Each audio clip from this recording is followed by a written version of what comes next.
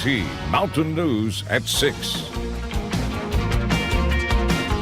Big news tonight for Black Jewel miners. Just a short time ago, we learned the court approved the bid for the Harlan County mines. We are still gathering what exactly this will mean for our miners here in the mountains.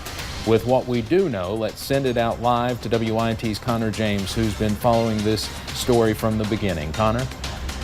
Steve, yeah, like you said, there's a lot of details, so let me kind of break you down on what we do know. We do know that Copper Glow did get the judge's approval for that bid. That essentially means that they can go on. That's a big hurdle, getting that judge's approval. So now, although it's not 100% final, negotiations can continue. Like I said, just a big hurdle passed there. But we've also learned that a fund will be set up to help some of these Black Jewel miners. We don't know how much total is going to go into that fund, how much each miner will get, or which miner specifically will get parts of that funds. And it's unclear if miners will be brought back to work. Miners, though, still here in Cumberland, we're thrilled to hear the news, especially knowing that some of these miners will get paid through that fund. It's a relief. I mean, that's food, clothes, bills that can be paid.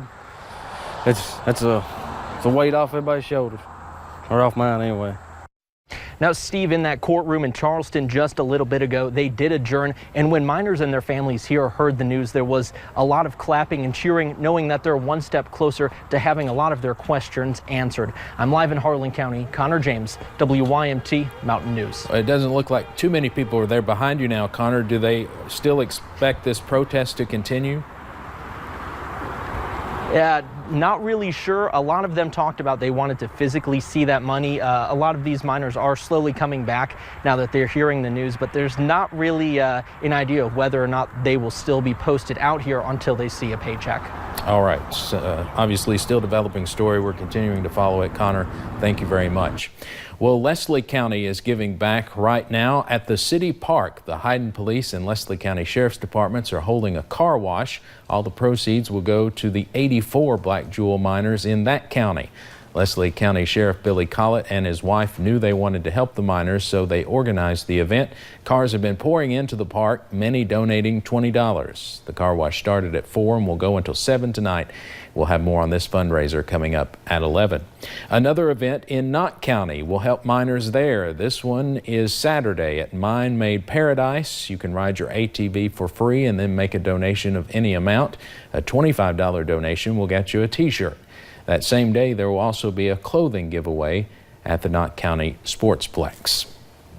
Late today, we learned Vice President Mike Pence is making another trip to Kentucky, this time to the mountains. He will be in Clay County on Thursday.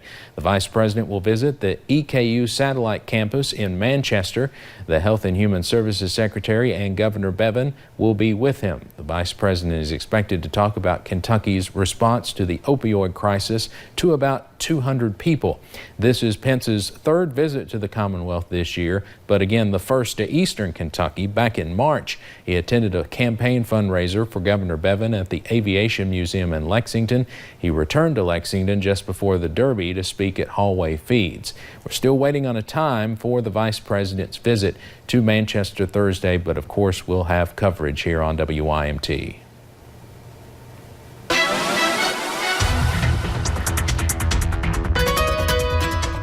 And most of us have been on that drier side today, but we've actually seen a stray shower or two, and one of those areas was up into Moorhead. Let's go ahead and take you there. You can see they dealt with a few of those clouds earlier, and there they got a little bit rained on earlier, just actually a few minutes ago, up into parts of Rowan County and definitely into Moorhead along Interstate 64.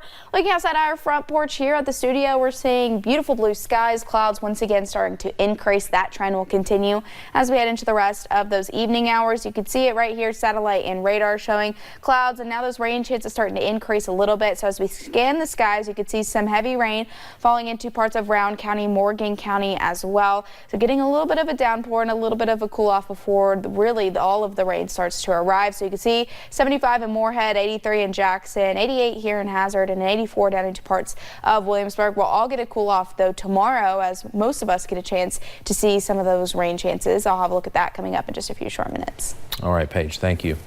Today, Anthony Lewis, the man accused of killing Marlena Holland Hurt, appeared in district court for a preliminary hearing in Perry County. Marlena's family attended the hearing, seeing Lewis only for the second time. WYMT's Katie Cook talked with her family, who are still in mourning. Not a day goes by without the parents of Marlena Hollenhurt facing the reality of life without a child. I go home and look at her little pictures, cry night and day over my little girl. And seeing their daughter's suspected killer in person does not make it any easier. I love her so much, and I miss her so much. Anthony Lewis appeared in court on Tuesday, choosing to waive his preliminary hearing, meaning his case will go to a grand jury. I want justice for my baby. During his first appearance in court, Lewis pleaded not guilty to the murder charge. I want him dead. This family saying nothing has been the same since the death of their daughter. I went to his grave Sunday, laid down on some grave. I miss her so much.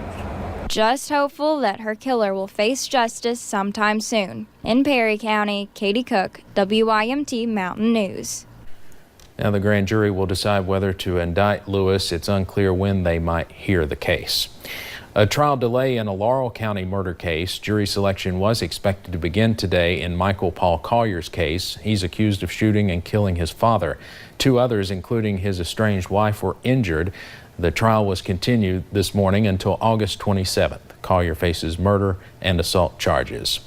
A third person is now facing charges in Laurel County in an animal abuse case. 18-year-old David Griffith is charged with cruelty to animals, unlawful transaction with a minor, and obstruction. He turned himself in this morning. Deputies say Griffith is the one who filmed the video that shows someone hitting a dog. 18-year-old Toby Harrison is also charged. He's facing a torture charge. A 17-year-old is also facing charges.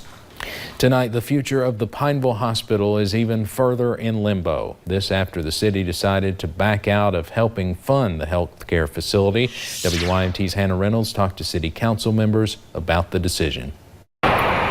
Losing the Pineville Community Hospital has been a fear in Pineville for several months. People need it. It's an important need. People get sick. They must have physicians. Tuesday was once again supposed to be the deadline for bids in the auction of the Pineville Community Hospital. With that being said, it takes a lot of money to operate the hospital daily, which posed an issue for the city council. The same day, the city council decided it is no longer feasible to continue to operate the hospital without any further assurances or being able to own the hospital. Just because of the reassurances that they may keep pushing this sale on and try to give the highest bidder a chance. Council member Ben Maiden says the city just hopes that the highest bidder will fulfill the dream that the city had when they stepped in to bid themselves. All in all, hopes is that this group comes through and they're the best group that could ever run the hospital. That could again turn back into being the biggest employer of this community. Maiden says the city wishes nothing but the best for the highest bidder and hopes they will do as much as the city has to keep the hospital up and running. In Bell County, Hannah Reynolds, WYMT Mountain News. And we'll, of course, keep you updated on any changes in the hospital auction. Some former clients of disgraced lawyer Eric C. Kahn are starting to get their disability benefits back. Attorney Ned Pillersdorf says the Social Security Administration is starting the process of mailing out checks. Last November, a federal appeals court ruled that the administration used an unconstitutional process to revoke benefits. Kahn is in prison for his role in a scheme to defraud the Social Security Administration. Today, we remember the life of longtime former Cumberland Fire Chief Joe Karuba. He died on Saturday at the age of 99. The Cumberland Fire Department and City Council had already decided to rename the station after him. The department started renovations to the outside, including a new coat of paint and a new sign that hangs proudly with Joe Karuba's name. He was with the fire department for 64 years and fire chief for 51 of those years. Current Fire Chief Edward Bush says he always looked up to him. My goal was to be like Joe. Joe was my mentor. As decisions that I make in the fire service, as me being the fire chief, I turn it back to, would Joe like this, or would this be something that Joe would do?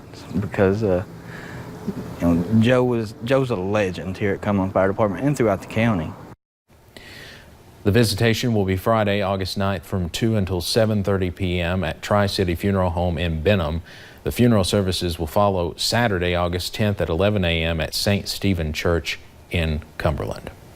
Services for the longest-serving mayor in America begin tomorrow afternoon. Boonville Mayor Charles Long died Saturday, also at age 99, about 2 months shy of his 100th birthday. He was mayor for more than 60 years. Long was also a World War II veteran and former service station owner. He served on numerous boards and attended more than 1,300 UK basketball games.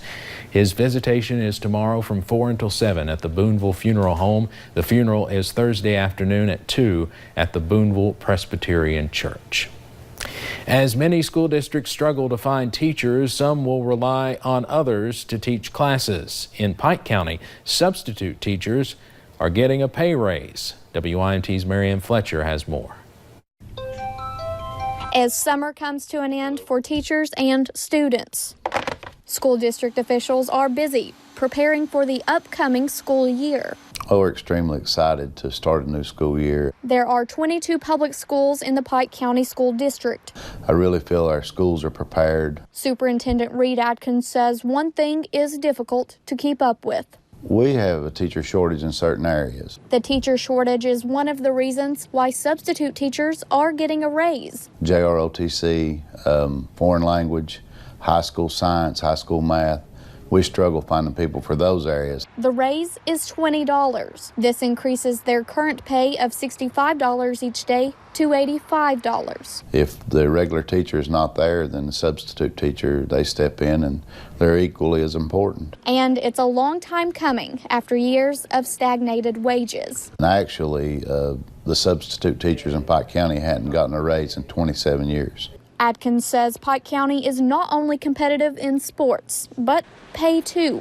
That's why we wanted to raise the pay, to make sure that they would be attracted to working in our school system. And they choose these hires carefully. Yeah, and what we try to do, we try to find people that are what we call highly qualified. All for one good reason. Each and every day a student goes to class, we want to make sure they get a quality education. In Pike County, Marianne Fletcher, WYMT Mountain News. Pike County students will return to school this Thursday. Now, if you do not know when your school system starts back in your county, just head over to WYMT.com. There you will find a web story counting down the days. Several school districts start back tomorrow. Those include Clay, Perry, and Johnson counties, and students will attend a brand new high school in Martin County. And a cold front will be moving in, which can make that first day of school a little bit on the soggy side, but the good news is by the time we get into the weekend, we see plenty of sunshine. I'll have a look at that full forecast coming up in just a few short minutes. But first, you might soon see rescuers and even Blackhawks around the Red River Gorge. We'll tell you why.